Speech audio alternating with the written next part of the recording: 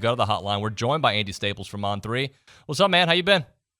Of course I listened to Oasis. It was funny. A few years ago, there was a little spat on Twitter where someone called Oasis a one-hit wonder. And I was like, which hit? What are we talking about here? They had 2 glorious albums, maybe 3. I love them.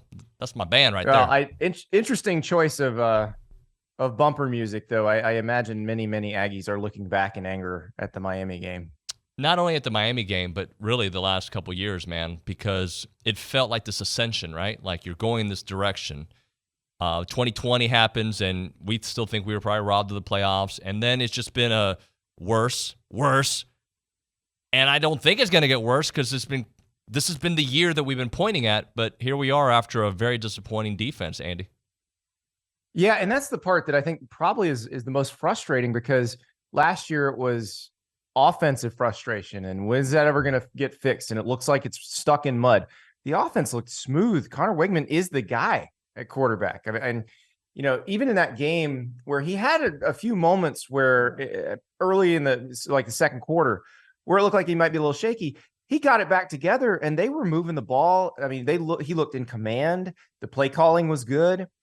And then you can't generate a pass rush. You can't tackle on the back end. And I know they had trouble stopping the run last year, but it felt like the other issues were not as prominent. And so what happened? How did they backslide? Which, it doesn't feel like they lost that much from a talent standpoint. And they, allegedly had some really good young players waiting in the wings. That's the part that is the most mystifying. I will say, though, maybe reserve judgment. I know if you're a fan, you probably can't do that, especially after 2 years of frustration. But let's find out if Miami's really good, because it could just be that. I think, though, and I agree with you, we're at a point, it doesn't matter if Miami's really good. This is year 6. Right, you're supposed to be really good, too. Yeah, I got you. It's so frustrating, too, because what you just said there, last year, I was of the opinion, you fix the offense, this team is really good. They fixed the offense, and then you stopped the run. By the way, you were terrible stopping the run last year. You're stopping the run this year. Now you can't stop the pass. It's like one new issue after another. Yeah, it is. It's sort of like the old story about the kid sticking his finger in the dike, and a new hole pops open every time he does, and all of a sudden you run out of fingers. And that's the issue. I don't know what you do at that point. The personnel feels like it's there to fix those defensive issues. So it's not like they don't have what they need on the roster to make it work. So it's really up to DJ Durkin and company to figure that out. Like, can you find a mix in the secondary that allows you to cover and tackle? Because what was going on against Miami wasn't working. I mean, they too many yak yards. It's, and the teams that, because there are a lot of offenses where you kind of have to let them catch the ball, because otherwise they're going to burn you deep, but you have to be able to tackle. And if you can't do it, especially in the West, when you have Ole Miss runs the old Baylor offense, Tennessee runs the old Baylor offense, and Texas A&M's got to play them. Like, that's the kind of offense that will destroy you if you can't tackle. Well, let's talk about the West in general, because my goodness, man, the 3 top teams that we expected, I think I expected A&M to be one of the 3 teams. Alabama and LSU have all had their issues. Do you think it's a changing of the guard, or it's just early say? I don't know if it's a changing of the guard in the SEC. I just think that perhaps the talent's been spread out a little more evenly. It's not so easy to be dominant anymore. And I think Alabama is a prime example of that. Alabama signed what was supposed to be the best recruiting class on paper ever this year. And then obviously they've stacked up big recruiting classes, but they looked pretty normal against Texas, and Texas beat them on both lines of scrimmage. And, it's interesting. I had Tavondre Sweat from Texas on my show yesterday, and he's a great example of this. Like, he's not even a 5-star. He was a 3-star that they just developed. Like, Texas actually develops his players now. And shockingly, that works. That when you take good talent and develop it, it works. And so that's where your Alabamas and Georgia's, Ohio State's, maybe they don't have as prohibitive advantage as they used to. I still think Georgia probably does in terms of talent and development right now. But yeah, I mean, I was at Florida State LSU. I thought that LSU would be able to handle Florida State up front. Florida State whipped LSU up front, whipped them. And that was shocking to me. It was not as shocking with A&M and Miami that Miami's offensive line could block. Mario Cristobal, that is his specialty. The first thing he did when he got there is try to upgrade the offensive line. Their best recruits in this class were offensive linemen. Like it's not a mystery what they've done. He's got Alex Mirabal is a good offensive line coach. Like that made sense. But a lot of these other ones, like Florida State's just been building and occasionally getting the right guy for the right spot in the transfer portal. And if you don't master all of that, the high school recruiting and the transfer portal, you get left behind pretty quick. I know you should never make up your mind on a team after a week 2 loss, a week 1 loss, but do you feel like you know this A&M team and the narrative, how it could play out? Absolutely not. It's one game and it's a road game. And again, I don't know what Miami is yet. So I want to see Texas A&M play a few more times. I want to see them get into the SEC schedule and see what they can do. I don't think it's time to give up on them quite yet. I realize that, like you said, it's a level of frustration that has been building in the fan base. And so they're getting to the point where it's like, okay, I'm tired of seeing this. I can't watch this anymore. Stop coming up with new problems and just play a complete game. But the fact of the matter is, if they play well against Auburn and Arkansas, we're having a very different conversation 3 weeks from now. Absolutely. Talking to Andy Staples here on TexAgs from On3. Andy, let's talk about this Deion J. Norvell situation. It's interesting because if somehow Jay Norvell and Colorado State can figure it out, it'd be kind of a different storyline afterwards. But I'm like, why pick this fight now? It just doesn't seem like the right timing. Listen. As someone who talks into a microphone, you and I both do that. We should not be bagging on coaches for saying interesting things. Well, let us thank Jay Norvell for providing content for us, because boy, did he ever. First of all, he's just kidding. He's at his coach's show. He's joking around. I don't mind that at all. And then the Deion reaction was priceless. Absolutely. What he said did not change what Colorado is going to do to them tomorrow in any way, shape, or form. All it did was create a piece of content from Jay Norvell and an even funnier piece of content from Deion Sanders that entertained us on a slow Thursday. Thank you for that, because you're in the entertainment business and we appreciate it. And I loved the Deion video where he's like, they made it, and the whole team goes personal. And like the first time, they're not really sure, because it's kind of like a church thing. We're like a call and response in church. And the first time they're like, does he want us to say this? So like 2/3 of the team says personal at once. And then everybody's like, yeah, personal. And then the second time, like 98% of the team gets it right. Like every team I was on, I would have been one of the two guys that at the end is like, yeah, personal, coach. But the whole Deion thing, man, and I've been saying it, like I've kind of been on this roller coaster with him, because there's a lot of stuff that I like that he does. And there's some stuff I'm like, I don't know about all that. But at the end of the day, the young men are buying in, and that's what he needs to do, is get them to buy in. Exactly. I mean, you don't have to do it the same way everybody else has done it. And I think he's proven that. Now, what's interesting is there are going to be people who think they can copy him. And you can't copy him, because the starting point to copying Deion is being the best player ever in the history of the sport at a certain position. So unless Tom Brady feels called to coach, like, you're not copying Deion. He is one of one. But the fact of the matter is, he happens to be someone who was the best player at his position in the history of the sport, who also has the mentality and the work ethic and the desire to be a really good college football coach. Like, what is Deion the best at? Talent acquisition and motivation. Who is that? Who does that sound like? It sounds like Urban Meyer. That sounds like Dabo Swinney. That's 5 national titles between those two guys. Say what you will about Dabo not adjusting the transfer portal. We know Deion likes the transfer portal. But those are guys who were never primary play callers at any level, that just knew how to get players, motivate players, and organize an organization. That seems to be what Deion's pretty good at. I mean, so far. If things keep going the direction that they seem to be going for him, how long can he stay at Colorado, in your opinion? Well, he's there at least through next year, because remember the 2-time transfer thing. Like Right. Travis Hunter can't go somewhere else and play immediately. Shedeur can't go somewhere else and play immediately. So they're going to be together for another year at least, and then we'll see what happens. But I mean, it's 2 games. Let's see what he does against Oregon. Let's see what he does against USC.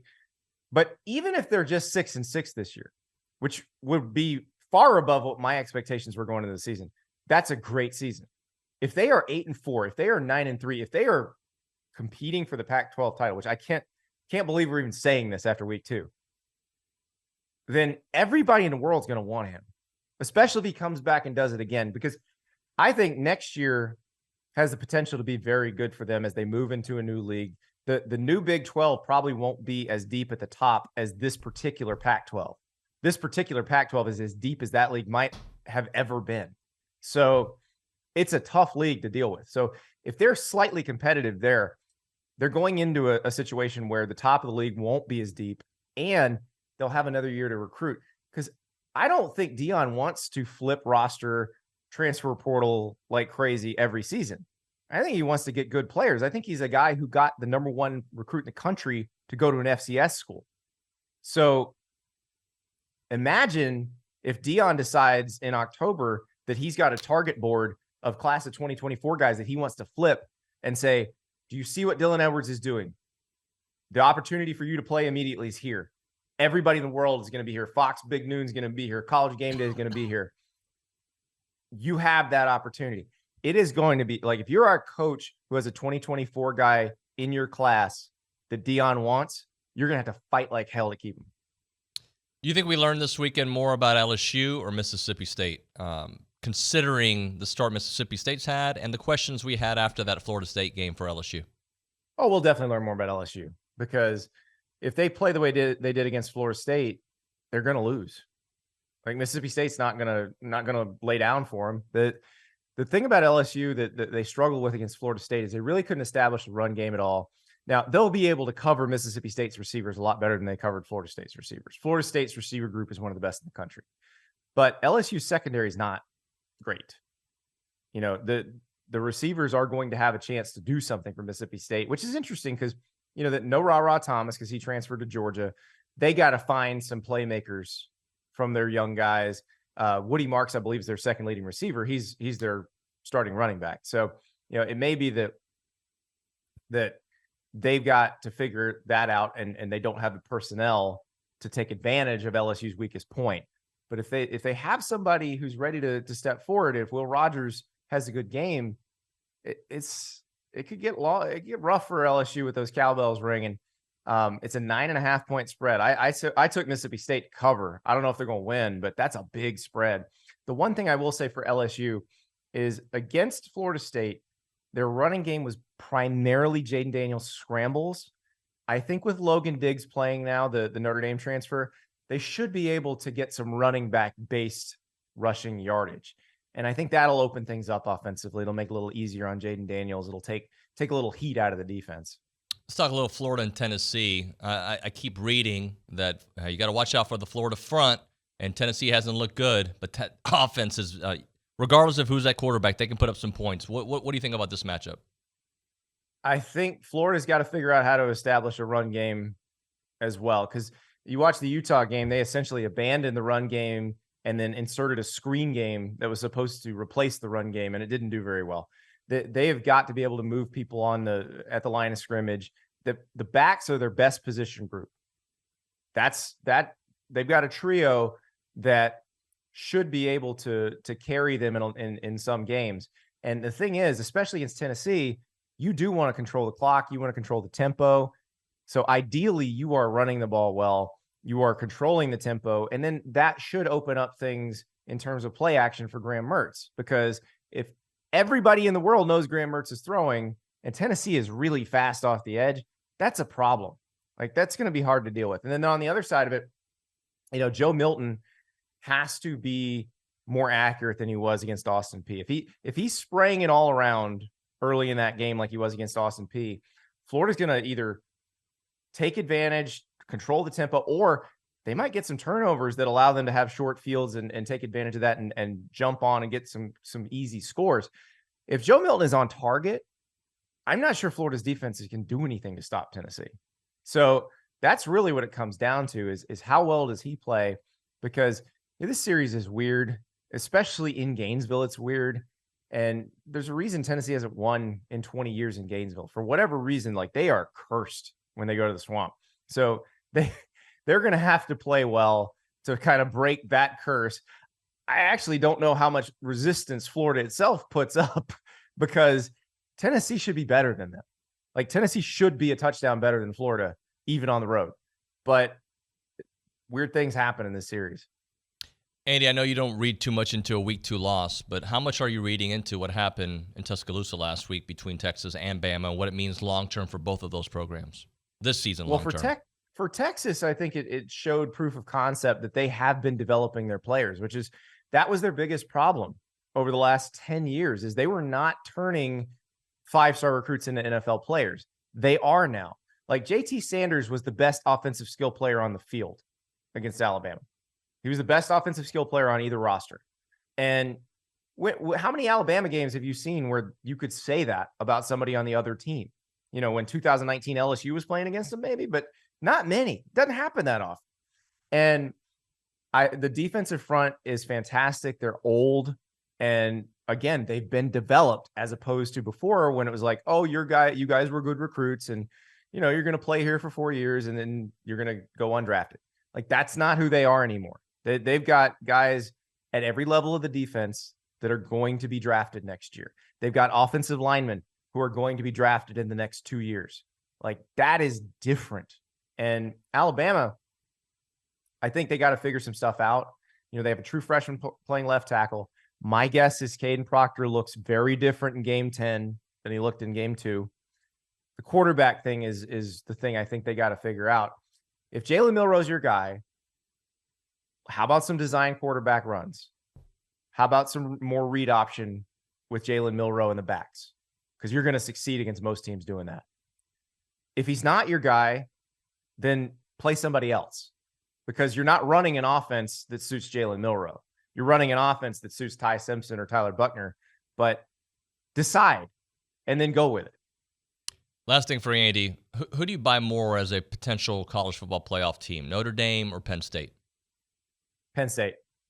Penn State has elite talent on both lines of scrimmage. Now, Notre Dame does have some of that too. Like Joe Alt is going to be one of the first tackles taken in the draft. But the first tackle taken in the draft is going to be Olu Fashanu, who plays for Penn State.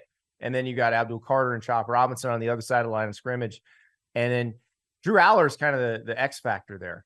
He's, you know, we saw those games with Sean Clifford at quarterback where they were good, but they never seemed dominant. They never seemed like they could blow away an elite team. Now, it does look like they can go toe-to-toe with just about anybody when Drew Aller's hot. Now, again, we haven't seen much competition for him yet. West Virginia didn't really provide a lot of competition.